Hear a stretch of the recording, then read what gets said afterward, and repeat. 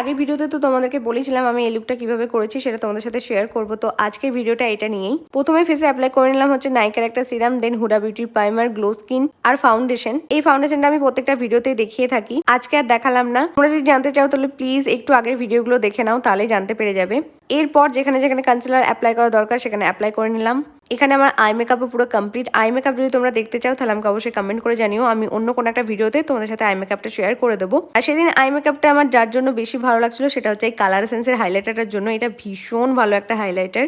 অনেক কষ্টে শাড়ির ম্যাচিং করে আমি এই লিপস্টিকটা পরেছি, মানে 3-4টে লিপস্টিক অ্যাপ্লাই করার পর এই কালারটা এসেছে। আমি যখনই কোনো লিপস্টিক পরি না কেন এইভাবেই পরি, প্রায় আমার 3-4টে লিপস্টিক অ্যাপ্লাই করি, তারপরে এরকম মানে কোনো একটা সুন্দর কালার আসে।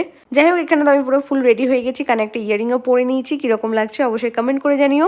তো চলো টাটা বাই, আবার দেখাবে তোমাদের সাথে নেক্সট কোনো শর্টসে। বাই।